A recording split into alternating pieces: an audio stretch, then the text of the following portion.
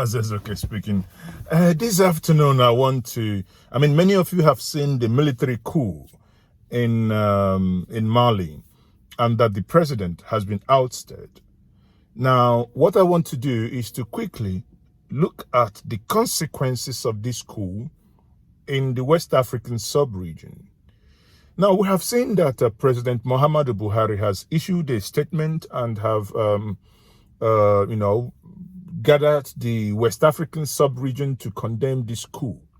The action of the military in Mali has regrettably hoisted on us as a sub-region the need to decide the options that will be consistent with the provisions of the Protocol on Good Governance and Democracy, which echoes African Union and the United Nations subscribes to. The closure of borders already called for by ECOWAS should be our first line of action. We need to isolate series of sanctions regimes that can create and sustain sufficient pressure on the military to force a return to constitutional governance. The critical issues for resolution in the Malian crisis had been aptly captured as a four-point pathway to peace. Within that context, and if all parties to the crisis were to abide by those recommendations, the developments now on ground would have been avoided. Now, yes, they have condemned this coup as unacceptable, but it's actually laughable. When you look at it, you see history plays prank on us. The man who is condemning this coup is the same man who actually engaged in a coup in 1983 to remove an elected president. Some of you who weren't born then, you will recall, or rather let's tell you history. In 1983, General Muhammadu Buhari overthrew an elected government of Shehu Shagari. Gentlemen, as has already been announced, the Supreme Military Council met yesterday and after an exhaustive deliberation approved your appointments as military governors for the 19 states of the Federation. Fraud, indiscipline, corruption, squandermania, misuse and abuse of public office for self or group aggrandizement, which had assumed debilitating proportions in the last few years, will be dealt with ruthlessly, no matter whoever may be involved. The private sector has also its share of crimes against the Nigerian economy, especially in the area of the distribution of basic commodities. Reports reaching us confirm large-scale holding of commodities. Late Dr. Alex Ekweme from Oko, Anambra State, was Shehu Shagari's vice president. Shagari was put under house arrest while his deputy, Ekweme, was put in prison. That's a story for another day. Some people have been saying, well, it shows the mindset of the man. But fast forward today, that's freaking 37 good years later. 37 good years, it means the nation is not making progress. Because if a man who 37 years ago came in the pretext of corruption, that the Shagari government was corrupt and that he came to fix it, and 2 years later he was booted out, this year, 2020, you still have the same man after 37 years, still singing the same old song, corruption. The planless, downright incompetence and irresponsibility which characterized the previous 4 years continued. Gentlemen of the press, the Nigerian armed forces could not stand idly by while this country was drifting towards a dangerous state of political and economic collapse through the continued ineptitude and insensitiveness of a political leadership who were apparently unwilling to change. It had a duty to intervene to clean up the economic mess and set this country once again on the path of sanity. I went through the whole blast of Nigerian revolution, really political and military. So nobody could tell me anything. it's almost impossible to uncover and recover all that have been taken from Nigeria between 1999 and 2014. They were so inept, they were so bent on stealing that they even forgot to cover stealing properly. God, we'll just do our best to impress and put on record that we have tried. But the damage they have done is virtually irrecoverable. Yet, no one that you know of is in prison. We have corruption going higher and higher and becoming the order of the day every single day. That aside, come back to the crux of the matter, which is that the coup in Mali is condemnable. I have said on this channel several times that I personally condemn the coup of 1966 as ill-informed, because again, for those of us in Nigeria that mischievously said that the coup of 1966 is an Igbo coup, these are a mischievous bunch of people. The 1966 coup was a coup of some radical element. Yes, we have Nzogu, who is from Igbo Delta. We call we have the Igbos of the East across the Niger and Igbos of the West. So Nzogu is Igbo. We don't deny one of our own. Yes, he is Igbo. But it was ill-informed. And they did it in the nationalistic mind in order to bring out Awolowo, who is from the Southwest. And for some of us, it's heartbreaking to listen that people say, oh, this is an Igbo coup. And you ask yourself, you've done this coup to bring someone from the Southwest who you considered, and by far, Awo was very competent. There is no gainsaying in that. Awo was a very competent leader. So they want to bring Awo in. Awo was charged of treason, just the way the British keep concocting things that doesn't make sense. The charges against Awo it didn't make sense. But hey, it happened. These are things that happen within the political arena. And Awo is not Igbo. Bear that in mind. And they wanted to put Awo in. If it were an Igbo coup, again, silly people want you to believe that, and these are lies they've told generations after generation, that wanting you to believe that these were a bunch of Igbo radicals who went in to do the coup. No, it's not. It was done by people who believed in the concept of Nigeria, and they wanted things, in a radical way. If not, you had two prominent Igbo sons who also, on the other hand, squashed the coup. You have General Ago Yironsi and Lieutenant Colonel Odumegwu Emeka Ojukwu, or rather Chukwu Emeka Ojukwu. The two prominent people, incidentally, Igbos, that crushed the coup. Now, what is the sense in it? If somebody will tell you, oh, this is an Igbo coup, it doesn't make sense. That's by the way. Now, let's come back here home. Mali coup has happened. And you can see the jubilation on the streets of Mali. The jubilation on look at it here. The jubilation on the streets of Mali. People are jubilating. Now ask yourself, if a coup happens in Nigeria today, tell yourself the truth. Don't you think that the people would jubilate? Don't you think that people who have lost hope will jubilate?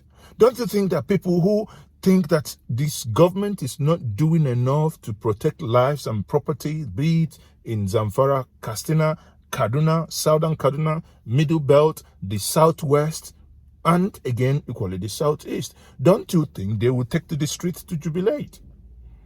Is that the reason why the general who is the president today hasn't changed service chiefs who their tenures has expired, who have retired within the military system, yet he kept them there? Could that be the reason? Do we know why this keep happening? The people of Mali appeared on the street jubilating.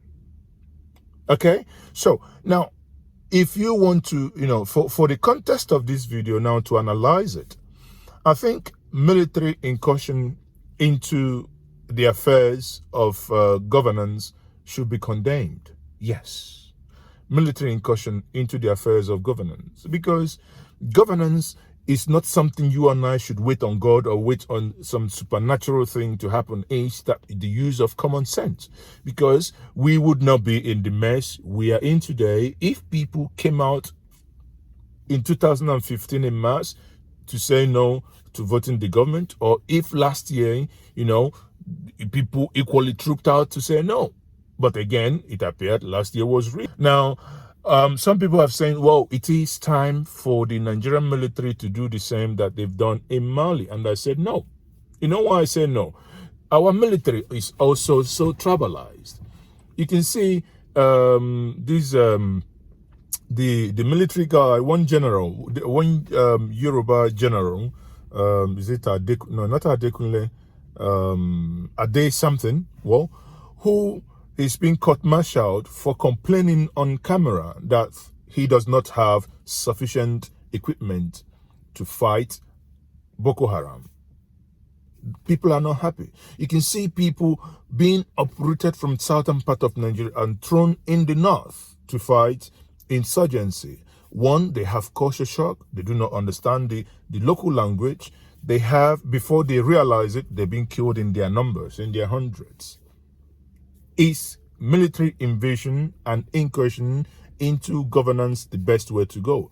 Again, I maintain I do not think so. Because that is not, in my mind, the best approach. The best approach for me is, if you elect someone and he makes mistake, wait for another 3.5 years, 4 years, remove that individual. Let's take, for instance, in the Igbo nation, we have Okezie Ikpeazu, who didn't perform in his first term. But it is our stupidity that allowed him to come for a second term that has made Abia State the dustbin of the whole and entire nation.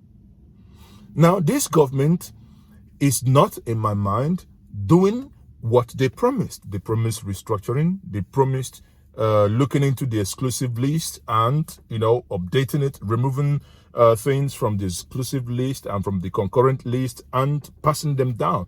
They have failed woefully. So because they have failed, it will be idiotic of us and it will be very stupid of us to reward them again. That is, it's not hate. It is simple. But when military come in, the mess Nigeria is in today is as a result of military incursion. Imagine for 1 second if 1966 did not happen. We would have learned till we got to the point of having the next election. Apparently, the best well-spoken Nigerian head of state, that is in the person of Tafawa Balewa, probably would have been removed. That is democracy. Someone else would have come in. Now, you can imagine if that level and grade of people were allowed to be in power. Probably after 2-3 elections, we would have seen someone like Dr. Nanda Azikiwe, when the British would have loosened their grip, because again, that didn't form government, as I have said in my video before, is as a result of the British threatening both men. Okay, saying if you do that, they had some stinker on Dr. Nanda Azikiwe, they would ensure that he goes to jail. So, because it doesn't make sense that Zik would abandon the project where Awo told him, you will be the prime minister, I will become the finance minister. Someone would abandon that and go for just a mere ceremonial head of state. So that doesn't make sense.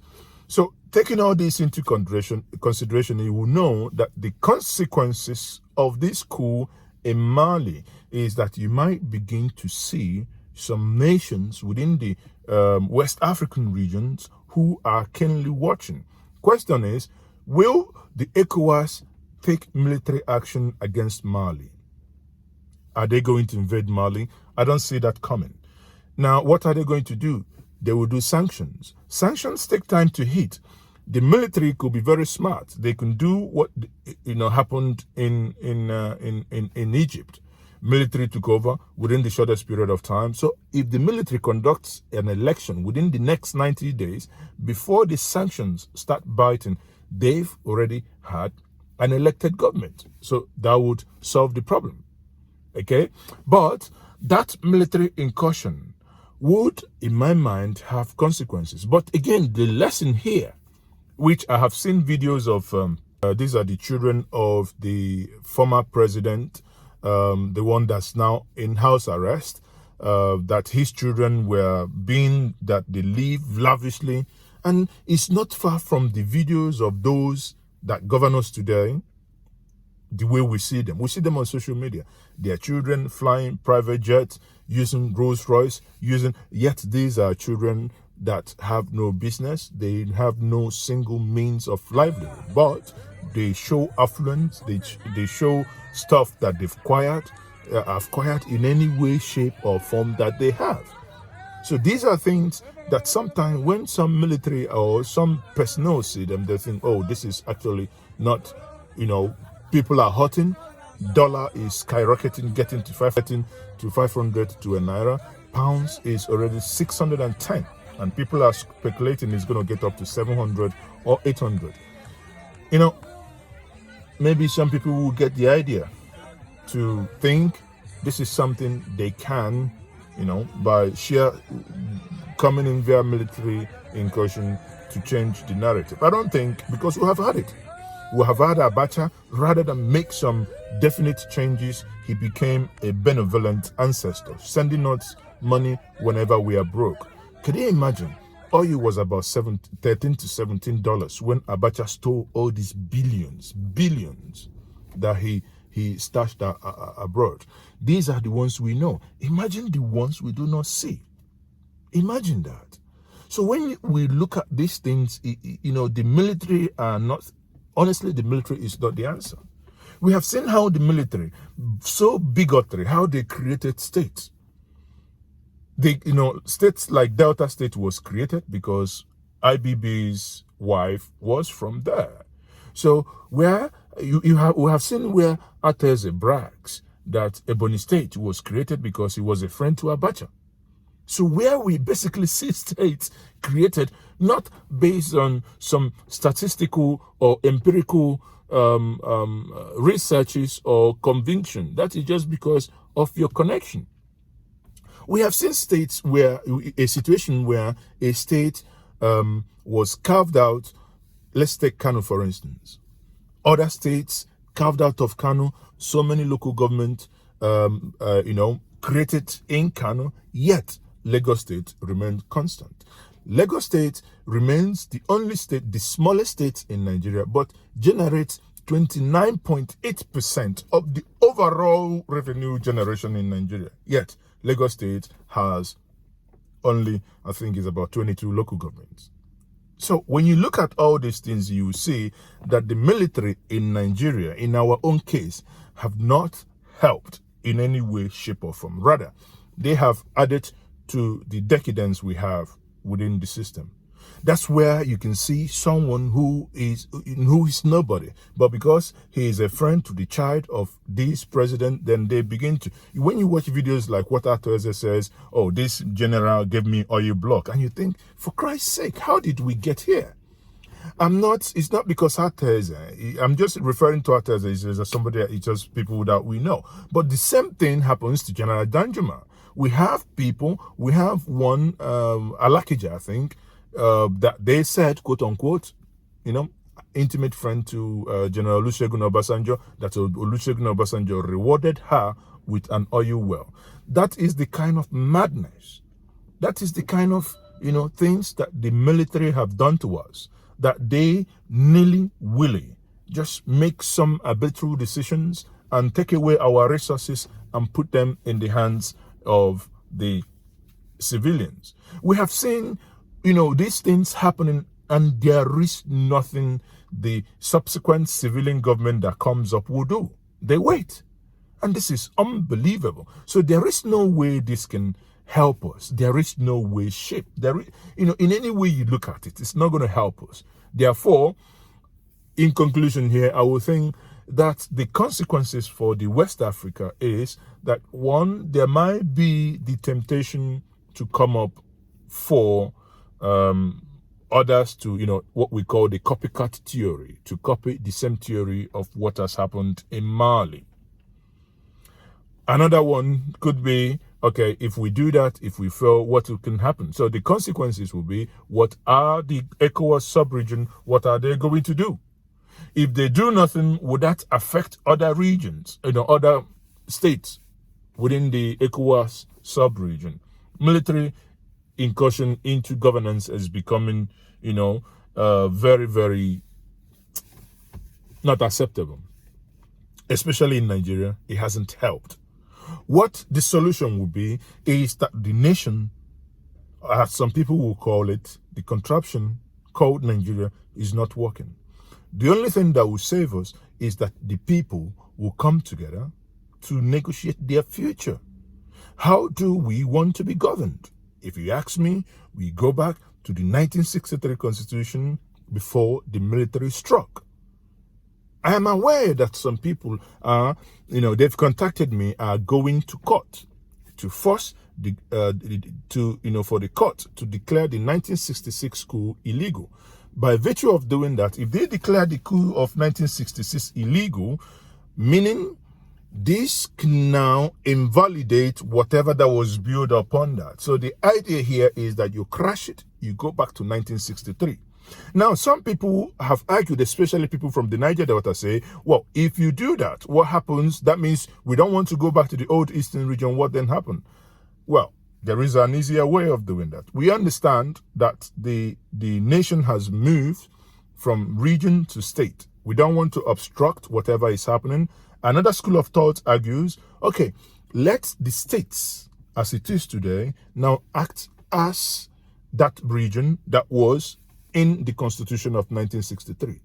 Again, the presidential system that we run today in Nigeria is very expensive. The parliamentary system, many believe, will be much cheaper and will be more effective.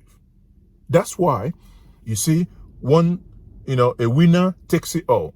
Imagine for 1 second where two parties formed a government. What Buhari is doing today will not happen.